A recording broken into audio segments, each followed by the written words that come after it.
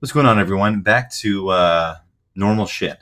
So we're going to talk about public debt, and we're going to talk about what that is, and we're going to look at just how screwed these people that are currently in office all over the, every sector you can think of, how screwed they are, and the result of it is because they've been kicking the can, basically in the form of everything possible forever. Let's take a look. So what is public debt? Public debt is any money that is owed to investors, foreign governments, mutual funds, hedge funds, pension funds, foreign investors, etc. The national debt level of the United States is a measurement of how much the federal government owes its creditors. Specifically, the national debt is a term referring to the level of federal debt held by the public, as opposed to the debt held by the government itself. Since the U.S. government almost always spends more than it takes in, the national debt continues to rise. So as of October 1st of this year, the U.S. national debt is as of $28.8 trillion and rising. Some worry that excessive government debt levels can impact economic stability, with ramifications for the strength of the currency and trade, economic growth, and unemployment. Others claim the national debt is manageable and no cause for alarm. Well, where it come from? Where does this debt come from? Borrowing. Government borrowing, which adds to the national debt shortfall, can take other forms. Governments can issue financial securities or borrow from international organizations, such as the World Bank or private financial institutions.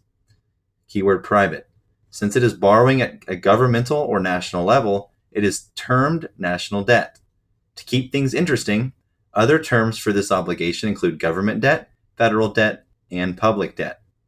Now, the total amount of money that can be borrowed by the government without further authorization by Congress is known as the total public debt subject to debt limit, otherwise known as what me and you are more likely familiar with, the debt limit or debt ceiling. Any amount to be borrowed above this level has to receive additional approval from the legislative branch, which is exactly what we're going through right now. The public debt is calculated daily, as we see from the data that we all have looked at together. After receiving end-of-day reports from about 50 different sources, such as the Federal Reserve Bank branches regarding the number of securities sold and redeemed that day, the U.S. Treasury calculates the total public debt outstanding, which is released the following morning. It represents the total marketable and non-marketable principal amount of securities outstanding, not including interest. Now, the bond we looked at today that flopped was a marketable security. Now, the total amount of money that can be borrowed by the government without further authorization by Congress is known as the total public debt. I just wrote that. Jesus. Silly morph. My bad. Anyways, this is since 1994, which is an interesting place to start, right after the whole, Salomon Brothers trial. But anyways, kicking the can.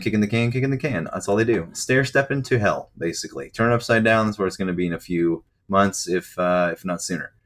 Now, if only would have included the numerical value down here, so verbatim, but just under $4 trillion in 1994. I mean, is this a squeeze? They can't keep this up forever, obviously. So what's going to happen? Well, let's take a look at the possibilities. Keep kicking that can. You can't do it forever. So how do we lower this debt? Well, the national debt can only be reduced through 5 mechanisms: increased taxation, reduced spending, debt restructuring, monetization of the debt, which is like basically fiat currency, or outright default. We've done basically the first 4. So the only thing left is default if we can't figure this out. Now, the federal budget process directly deals with taxation and spending levels and can create recommendations for restructuring or possible default. The Congressional Budget Office estimated that the federal debt held by the public will equal 102% of GDP by the end of 2021. As of quarter 2, 2021, it was 98.3%, with a peak at the end of quarter 2, 2020 of 105%. That is the highest level since 1946.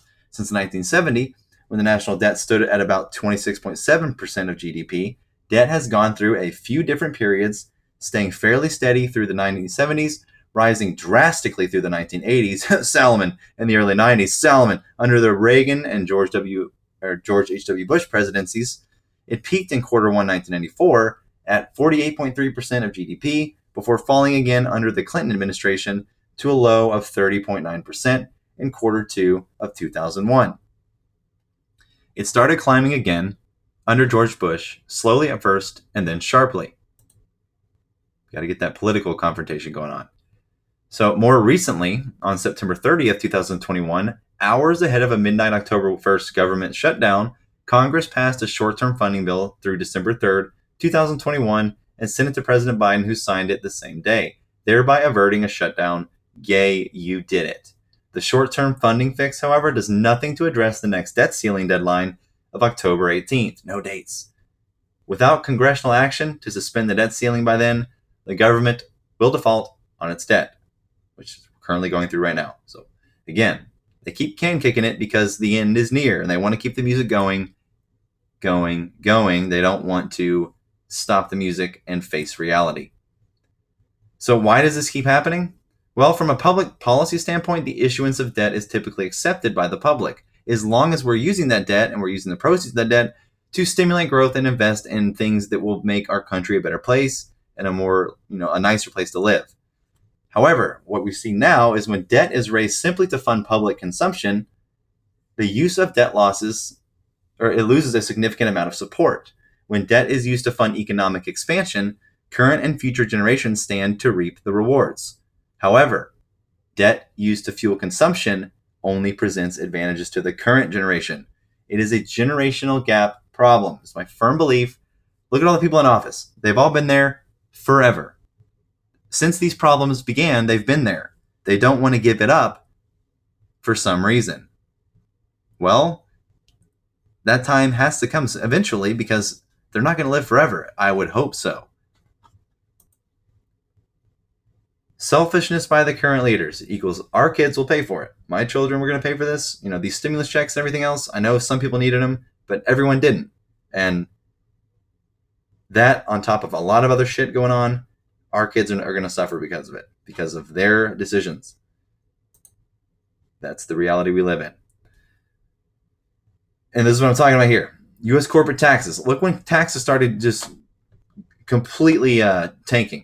Around the 1940 baby boomer generation. And I know they're not all like this, okay? I'm saying for the most part, the people in power are boomers and they're terrible at their jobs. Clearly. It's all a facade. So what's the silver lining here? Well, learning about these bills lately and these bonds and everything opened my eyes even more to just how effed these SHFs are and government and basically everyone that's a bad actor that's in the government kicking this can. They're all screwed. You know why? Let's take a look. They have risks too. They're not invincible. So number one, increased risk of government default, which is the biggest risk. As the national debt per capita increases, the likelihood of government default on its debt service obligation increases as well. The situation, good Lord, means that the Treasury Department will have to raise the yield on newly issued Treasury securities in order to attract new investors. This reduces the amount of tax revenue available to spend on other governmental services because more tax revenue will have to be paid out as interest on the national debt. This could explain why Burry is short bonds and expects a heavy yield rise due to this fact here. Conway, this is for you, buddy. Shout out to Conway. Over time, the shift in expenditures will cause people to experience a lower standard of living as borrowing for economic enhancement projects becomes more difficult.